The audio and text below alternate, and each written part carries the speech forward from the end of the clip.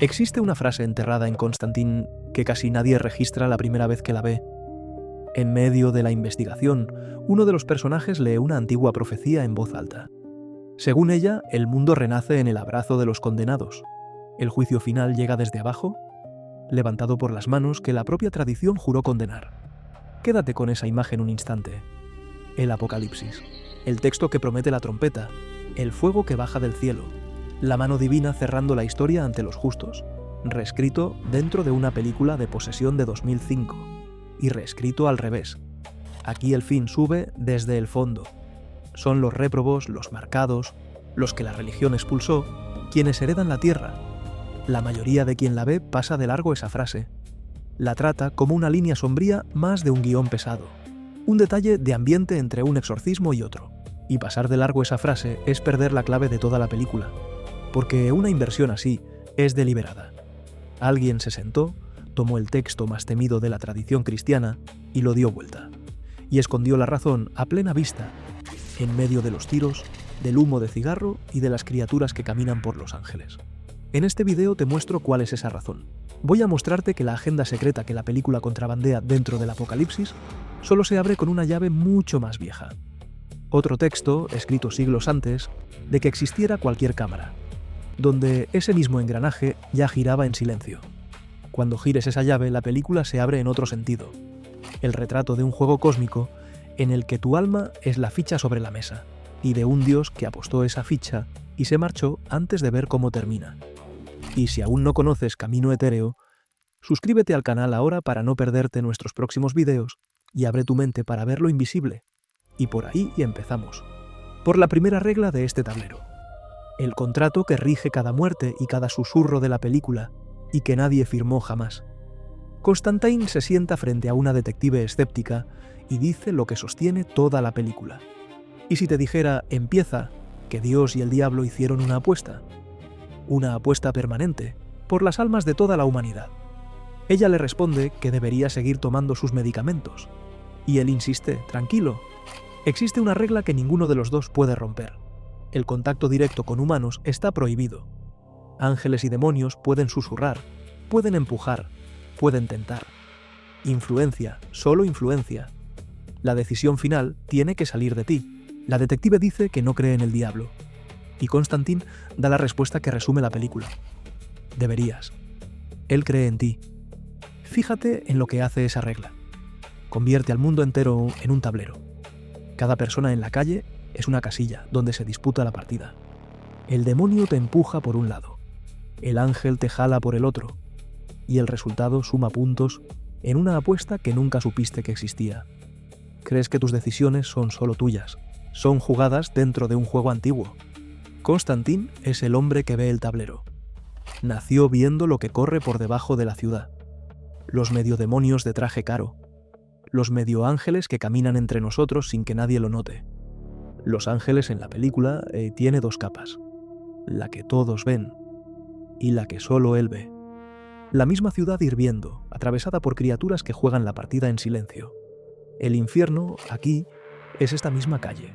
Cuando Constantine cruza al otro lado, llega a un Los Ángeles en llamas. La ciudad idéntica, solo que ardiendo bajo un cielo de brasa. Cielo e infierno son dos planos pegados sobre el nuestro, superpuestos a la ciudad real, disputando el mismo terreno. Y su trabajo es vigilar las reglas. Cuando un demonio fuerza demasiado, cruza el límite del susurro e intenta pasar entero a nuestro lado, Constantine lo arranca y lo manda de vuelta. Es una especie de fiscal del contrato, un árbitro amargo de un juego que desprecia, apostando a que, si expulsa suficientes demonios, compra de vuelta su lugar en el cielo. Hace el servicio divino por motivos absolutamente egoístas. Es el hombre que la propia apertura de la película define en una sola frase. El infierno lo quiere, el cielo se niega a recibirlo y la tierra lo necesita.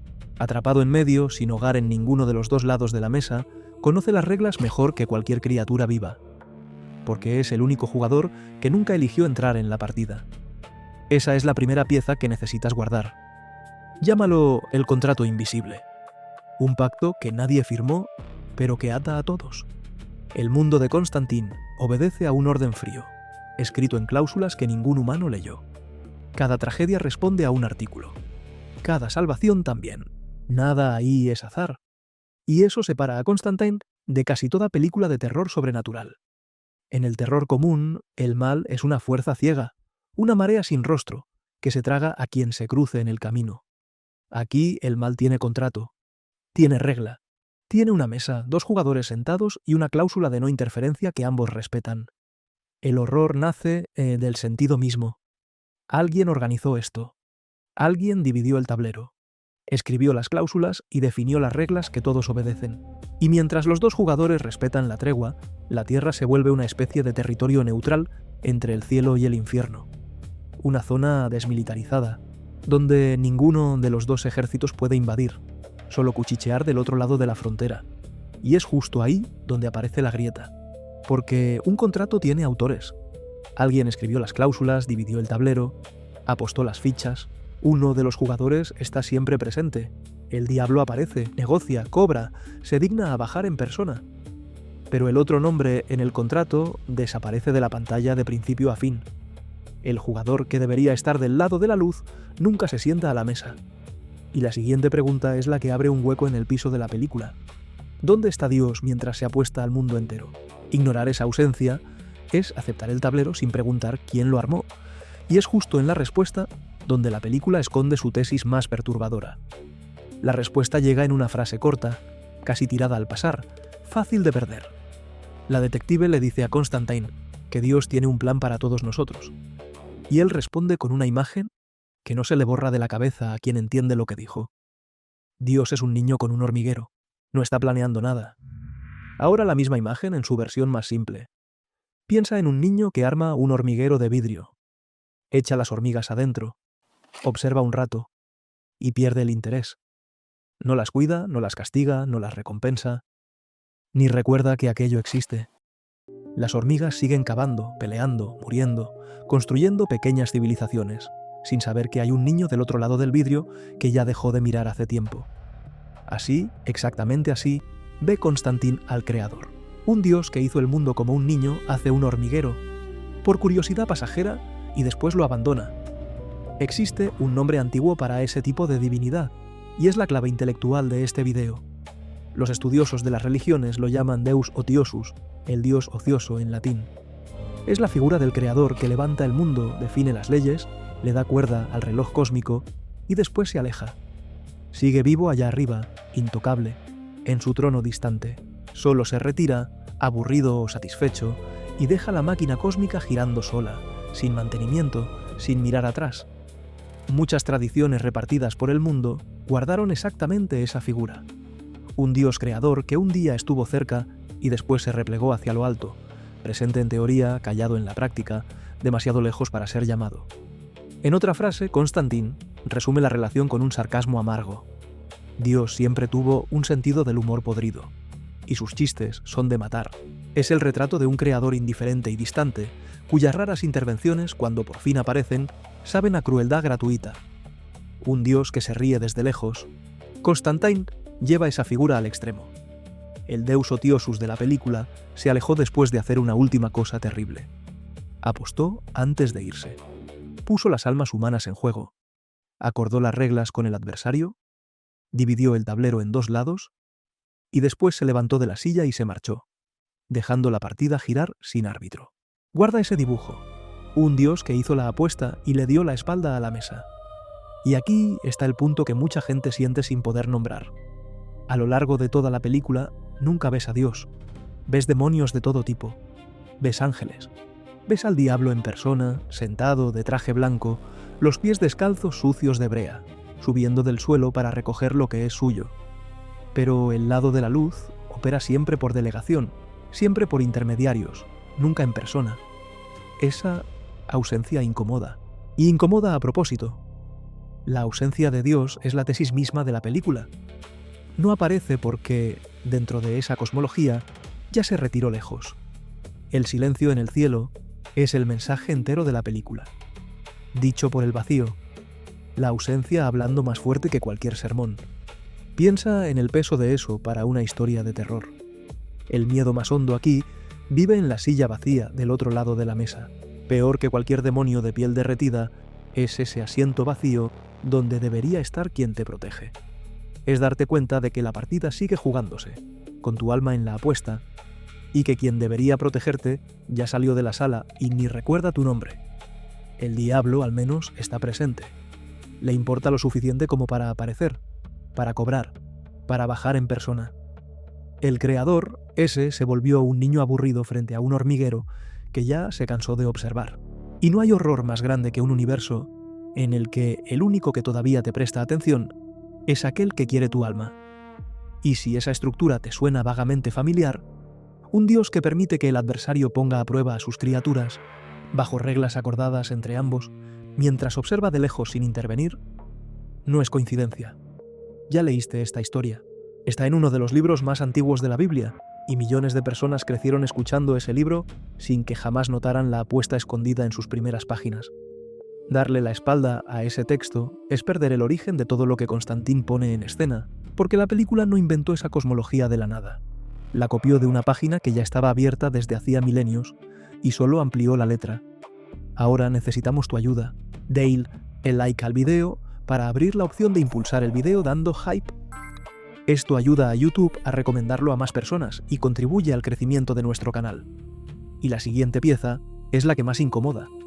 El capítulo de la Biblia donde esa misma apuesta ya estaba escrita por extenso, siglos antes de que el cine siquiera existiera. Abre el libro de Job. En sus primeras páginas ocurre una escena que suele pasar desapercibida en el apuro de la lectura. Dios está reunido con los seres celestiales, una especie de corte reunida en lo alto, y entre ellos llega el adversario. En hebreo, a Satán, el que acusa, el fiscal cósmico.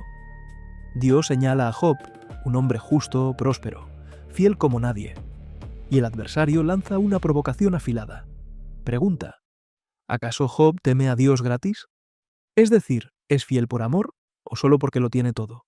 Quítale la protección, quítale los bienes, y vas a ver a ese hombre justo maldecir a su propio creador en la cara. Y entonces ocurre lo impensable.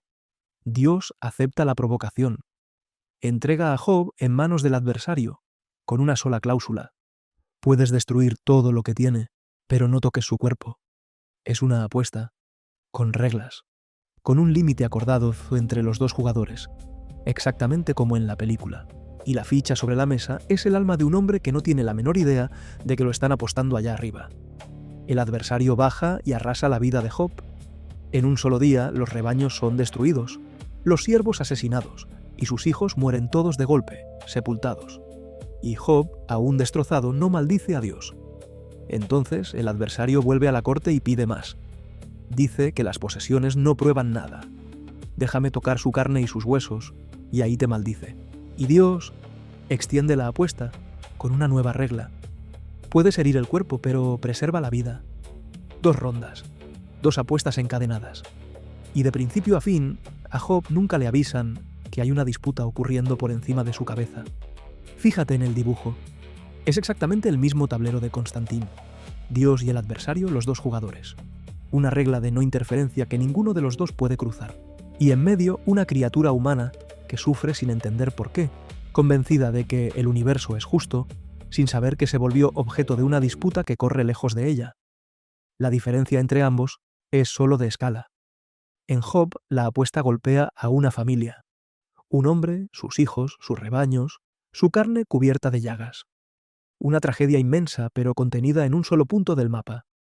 Constantin toma ese mismo mecanismo y hace estallar la escala hasta el límite absoluto. La apuesta ahora abarca todas las almas de toda la humanidad, al mismo tiempo, todo el tiempo, sin una sola tregua. Lo que en Job fue un episodio único, una prueba aislada en el tiempo, en la película se volvió la condición permanente del mundo entero. Job es la versión suave de esa apuesta. Constantin es la versión total. Y aquí me detengo un segundo, porque es demasiado fácil convertir esto en un ataque. Y no es ese el objetivo del video. Esta lectura incomoda a mucha gente, y incomoda con razón, porque la pregunta que Job levanta es un cuchillo. ¿Qué clase de Dios acepta una apuesta así? ¿Qué clase de creador entrega a una criatura fiel al verdugo solo para ganar un argumento en una discusión celestial? Y esto no es un invento de guionista ateo de Hollywood buscando provocar. Teólogos cristianos que estudian Job desde hace siglos se traban en este mismo punto. Muchos admiten, con incomodidad, que la lectura más directa del texto muestra a un Dios que permitió la apuesta, y antes de eso la provocó. Fue él quien señaló a Job primero, quien puso el nombre del justo sobre la mesa. Algunos llegan a decir que, leído así, el libro de Job pone al propio Dios en juicio. Guarda bien esta distinción, porque es el corazón del canal y el corazón de este video. La pregunta apunta a la naturaleza del Dios que está siendo retratado, en la pantalla y en la página, y respeta por completo la fe de quien mira. Constantine sostiene un espejo frente a un pasaje que la propia tradición siempre halló incómodo, sin ofender la creencia de nadie, y pregunta en voz alta: ¿y si la película solo mostró, sin filtro y sin consuelo, aquello que ese texto antiguo siempre sugirió entre líneas? Y esa es la llave que el Apocalipsis invertido pedía al inicio. ¿Recuerdas la profecía «el mundo renaciendo en el abrazo de los condenados»? Solo tiene sentido dentro de esta lógica. Si el Creador se retiró y dejó al mundo corriendo como apuesta, entonces el fin de los tiempos deja de ser el juicio glorioso de un Dios presente que baja a separar justos e impíos. Se vuelve la jugada final de una partida entre dos jugadores distantes, donde los condenados pueden sí heredar el tablero que quede. La película reescribió el Apocalipsis porque, en la cosmología de Job llevada al extremo, el viejo Apocalipsis ya no cabe, y la mesa pasa a decidir el final sola, sin juez que baje de lo alto. Pero todo tablero tiene una pieza que se niega a solo jugar. Una pieza que decide que conoce las reglas lo bastante bien como para ganar la partida sola, a la fuerza, sin esperar. Y la lógica de esa pieza es más seductora de lo que vas a querer admitir. Ignorarla es no entender por qué el verdadero villano de la película vino de arriba. Bajó del cielo, vestido de ángel. Su nombre es Gabriel, el arcángel. La misma voz que, en la tradición, anunció el nacimiento de Cristo. El mensajero entre el cielo y la tierra. En la película, Gabriel aparece como una figura andrógina, de rostro liso y mirada helada, por encima de lo masculino y lo femenino, como corresponde a un ser que nunca fue humano. Y esa criatura, mensajera de la luz, decidió forzar el fin del juego con sus propias manos. El plan de Gabriel es abrir las puertas y traer el infierno a la tierra. Dejar que Mamón, el hijo del diablo, cruce la frontera prohibida hacia nuestro plano y reine sobre los hombres. Es la ruptura máxima del contrato, la invasión que la regla de no interferencia jamás debería permitir. Y hay una ironía cruel en lo que vuelve posible ese plan. Para forzar la puerta entre los mundos, Gabriel necesita una reliquia, la lanza del destino, la misma que, según la tradición, atravesó el costado de Cristo en la cruz, todavía costrada con su sangre. Dentro de la película, esa sangre tiene un nombre exacto: la ayuda de Dios. El objeto más sagrado de la tradición, la prueba física del sacrificio divino, es justo la llave que abre de par en par el infierno sobre la tierra. Y cuando Constantine lo enfrenta y le pregunta por qué un ángel de Dios haría semejante cosa, Gabriel responde con una lógica que hiela justamente por ser casi coherente. Dice que la humanidad recibió un regalo que él considera una injusticia. Cada uno de ustedes, dice, asesinos, violadores, los peores entre los peores, tiene acceso al perdón de Dios. Basta con arrepentirse y Dios los acoge en su propio seno. En todos los mundos, en todo el universo, ninguna otra criatura puede jactarse de eso. Solo el hombre. Y para Gabriel, eso abarata el amor divino hasta el insulto. Amor demasiado fácil, perdón demasiado barato, concedido a quien, según él, no lo mereció. Entonces decide corregir la obra del propio Dios. Si el amor divino se da gratis, Gabriel va a obligar a la humanidad a merecerlo con sangre. Confiesa que observa a los hombres desde hace mucho y que aprendió una cosa: es solo frente al horror que los seres humanos encuentran su propia nobleza. Entonces va a traer el horror, va a traer el dolor, el fuego, el infierno sobre la tierra, para que aquellos que sobrevivan al reinado de las tinieblas prueben en la carne que valen el amor del Creador. Cree que está ayudando, cree que es el único devoto lo bastante entregado como para hacer el trabajo sucio que Dios, ausente detrás del vidrio, se niega a hacer. Constantine escucha todo eso y responde con dos palabras secas: Gabriel, estás loco. Y aquí la película revela el otro camino posible dentro del tablero. Si el Deus Otiosus es el que apostó y se fue de la mesa, Gabriel es su espejo invertido, la criatura que no soporta la ausencia del dueño y decide jugar en su lugar. Quiere ganar la partida a la fuerza, imponer el resultado. apurar el juicio que el creador ausente nunca viene a ejecutar. Quiere ser más divino que la propia divinidad que desapareció, y el precio de ese deseo es la caída. Hay un detalle revelador en el momento en que llega. Gabriel siempre le temió al diablo, temblaba ante él, se atrevía a llamarlo solo por los nombres más antiguos. El hijo de la perdición, el más inmundo. Y aún con ese miedo, confiado en su propio poder celestial, levanta la mano para golpear a Lucifer y probar su superioridad. En el instante en que lo intenta, descubre una cosa terrible. La gracia ya lo abandonó. El golpe no llega. El poder se secó. Las alas arden en su espalda en una llamarada, y baja al suelo como un humano cualquiera. Mortal, sangrando, descalzo, despojado de todo lo que un día lo hizo celestial. Caído, humillado, Gabriel le tiende un arma a Constantin y lo desafía con un hilo de voz. ¿Quieres venganza? Adelante, me lo merezco. El ángel que planeaba castigar a la humanidad entera para volverla digna, ahora suplica él mismo por su propio castigo. Quien temblaba ante el diablo, ahora está al nivel del polvo. Quien intentó controlar el juego se volvió apenas una ficha más caída sobre él. Esa es la microrrevelación que Gabriel carga para ti. Dentro de este tablero, intentar ganar es la forma más rápida de perderlo todo. Cuanto más fuerte agarras el juego, más hondo te hundes en él. Y eso deja a Constantine y te deja a ti, frente a una única salida aún por descubrir. Si nadie gana la partida, si hasta un arcángel se desploma al intentarlo, queda la pregunta que la película guardó para el final. ¿Se podrá salir de ella? Si llegaste hasta aquí y sientes que todo esto tiene sentido, suscríbete al canal y activa las notificaciones. Y no olvides darle ese hype al video. Y lo que Constantine hace con esa última pieza es la jugada más extraña de toda la película. El momento exacto en que deja de jugar con las reglas de ellos. Llega el instante final. El plan de Gabriel está en marcha. Mamón a punto de cruzar. El mundo pendiendo de un hilo. Y Constantine, acorralado, hace algo que nadie en la mesa previó. Toma un trozo de vidrio y se corta las venas. A primera vista es un gesto de desesperación, un hombre rindiéndose al final. Por dentro, es una trampa montada con precisión helada. Constantine conoce una regla que el diablo nunca imaginó que alguien tendría el valor de usar en su contra. Se está muriendo de cáncer de pulmón, consumido por décadas de cigarro, y está marcado para el infierno desde su juventud, porque, siendo joven, se quitó la vida una vez y volvió. Su alma ya le pertenece al diablo, ya está sellada, ya tiene dueño. Y es justo por eso que su suicidio se vuelve una trampa. Al matarse ahí, obliga al diablo a hacer algo que el diablo casi nunca hace: subir en persona para recoger con sus propias manos un alma tan valiosa como la suya. El diablo baja, viene a buscar el premio que espera desde hace décadas, y es en ese exacto momento que la trampa se cierra.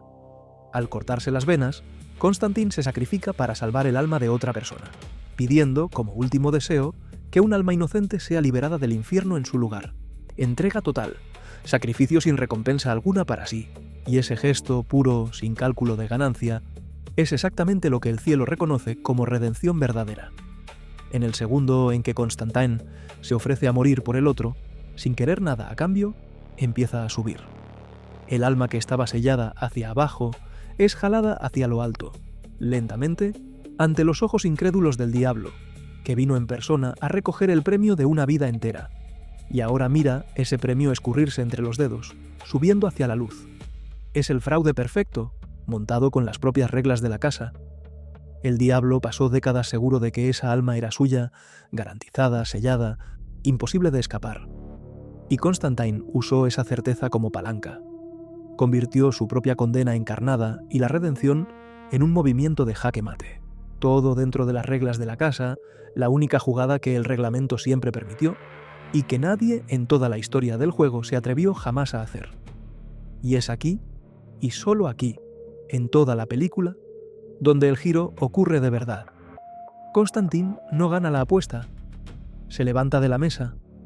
Deja que esta frase respire, porque es el núcleo de todo lo que este video construyó. Mientras juegas con las reglas de ellos, eres la ficha. Un objeto que los dos jugadores empujan de un lado al otro del tablero contando puntos. La libertad estuvo todo el tiempo en una sola jugada capaz de terminar tu participación en la partida.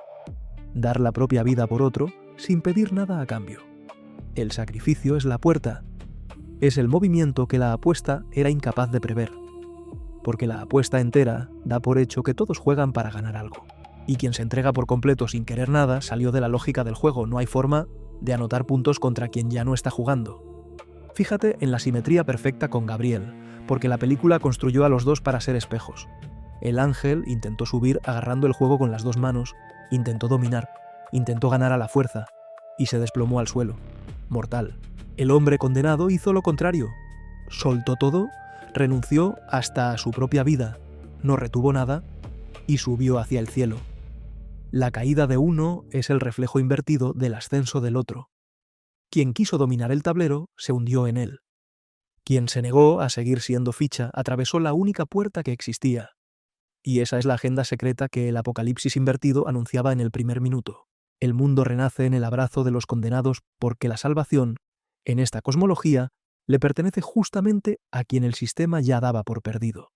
Constantine, el maldito, el suicida, el marcado hacia abajo. El hombre que ya conoció el infierno es quien encuentra la única rendija en toda la apuesta. El condenado hereda la tierra, y el demasiado justo, el ángel, cae. Solo que la película guarda un último giro, y es en él donde la agenda revela qué tan hondo llega la cosa. El diablo mira a Constantine subir y no lo acepta. El alma más codiciada por él, escapándose justo frente a su rostro. Y entonces, furioso, hace algo que parece a primera vista un regalo absurdo.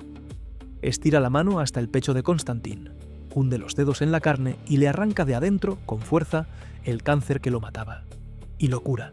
Constantine, que estaba a segundos de la muerte, es lanzado de vuelta a la vida, entero, los pulmones limpios, respirando por primera vez en años sin toser sangre. El diablo, con sus propias manos, curó a su propio enemigo. ¿Y por qué? El motivo de esa cura es lo más frío de toda la película. El diablo le devuelve la vida a Constantine, apostando a que, con suficiente tiempo de vuelta en la tierra, ese hombre va a resbalar, va a volver a pecar, va a ceder de nuevo a los viejos vicios, y que al final esa alma va a regresar hacia abajo, donde el diablo sigue convencido de que pertenece. La cura es una nueva jugada sobre la mesa. Un contrato recién abierto. La partida que parecía cerrada solo cambió de tablero.